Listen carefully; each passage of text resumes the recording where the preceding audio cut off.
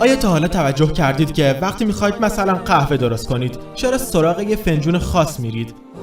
چرا پدرتون جای مشخصی توی اتاق نشیمن داره؟ با اینکه کسی تا حالا نگفته ولی همه میدونند که اون محل مشخص جای پدره. آیا متوجه شدید که هر روز صبح کارهای تکراری انجام میدید به طوری که حتی میتونید کارهای روزمرتون رو یک روز در میون هم برنامه‌ریزی کنید؟ اگر یکی از روزهای هفته رو در نظر بگیرید خواهید دید که انسان زائیده عادته و این امر گاهن زندگی رو کمی کسل کننده میکنه. حتی دعاها و اذکاری هم که در وقت نماز انجام میدیم برامون عادت شده. وقتی نماز میخونیم همون سوره های همیشگی رو میخونیم، در رکوع و سجده هم همون اذکار همیشگی رو میخونیم، ولی تو این کلیپ میبینیم که عبادتی دیگه و شیوهی مختلف و لذتی بیشتر. یک لحظه توجه کنید، همین الان، همین لحظه در مورد آخرین نمازی که خوندید فکر کنید. توی اولین رکعت بعد از سوره حمد چه سوره‌ای خوندید؟ آیا اصلا مشخص کرده بودید که چه سوره‌ای میخواین بخونید؟ یا اصلا یادتون میاد که چه سوره‌ای خوندید؟ الله سبحانه و تعالی در قرآن کریم میفرمایند بعد از اعوذ بالله من الشیطان الرجیم: افلا یتدبرون القرآن ام على قلوب اقفالها. اجازه بدید سوالی رو واسهتون مطرح کنم. وقتی وضو میگیرید چه قصد و نیتی دارید؟ ما همین سوال از عده‌ای از مسلمان‌ها توی شهر سیدنی پرسیدیم. 58% گفتند که قصد و نیتمون خب گرفتن وضوئه. 42% هم گفتند قصد و نیتمون از گرفتن وضو خوندن نمازه. اونها در واقع از روال عادی خودشون صحبت کردند. در مورد گرفتن وضو اون هم برخلاف عادت همیشگی فکر کنید. فکر کنید که چطور میتونید از گرفتن وضو چندین نیت داشته باشید. قصد و نیت خودتون رو از وضو گرفتن افزایش بدید با این نیت که مثلا دارید برای نماز آماده میشید، دارید از الله سبحانه و تعالی اطاعت میکنید و به دستوراتش عمل میکنید، دارید از سنت رسول الله علیه السلام هم پیروی میکنید، به علاوه گناهاتون هم دارن پاک میشن. اینجاست که متوجه قصد و نیتمون میشیم و همچنین ثواب و پاداش بیشتری هم دریافت میکنیم. با خواسته پروردگار هم همسازتر میشه و از روال عادی هم خارج میشه و در نهایت از وضو و نمازمون لذت بیشتر میبریم. این در مورد وضو. نماز چطور؟ چه چیزی باعث میشه که نمازهامون انقدر بیروح باشه؟ شاید همون خطاهایی که در وضو هست اینجا هم هست، یا بهونه هایی که همیشه برای خودمون میتراشیم. وقت ندارم، خیلی سخته، عربی بلد نیستم، من هیچ وقت نمیتونم نمازم مثل صحابه پیامبر باشه. یا شاید هم نمیدونیم که پیامبر علیه السلام چطور از نمازش لذت میبرده.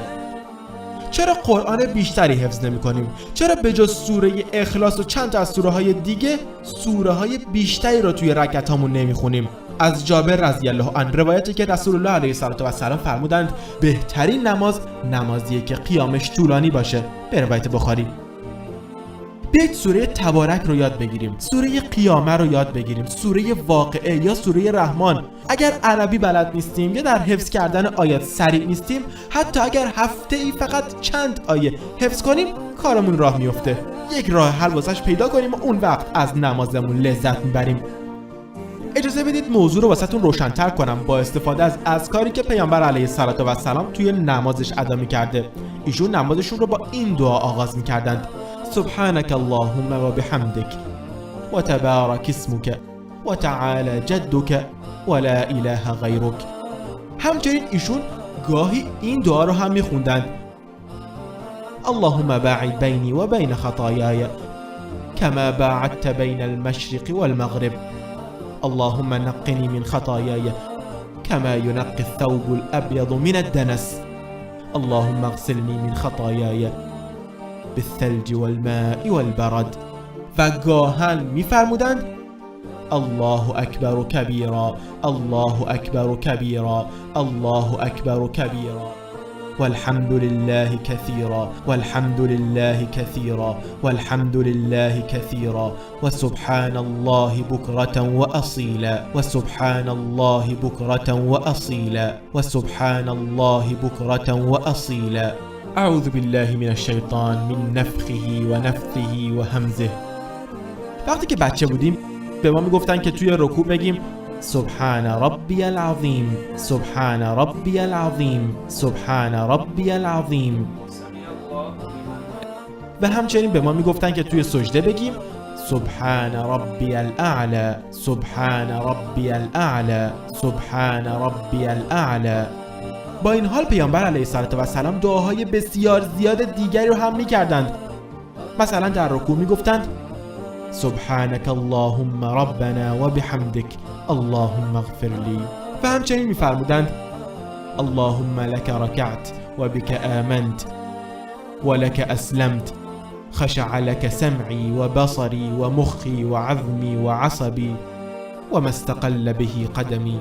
و همچنین در سجده میفرمودند سبحان ربی الاعلى و بحمده.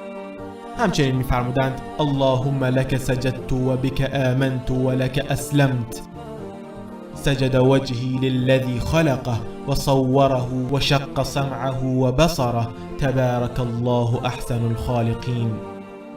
و گاهن میفرمودند اللهم اعوذ برضاك من سخطك و بمعافاتك من عقوبتك و اعوذ بك منك لا احصي ثناء عليك انت كما اثنيت على نفسك.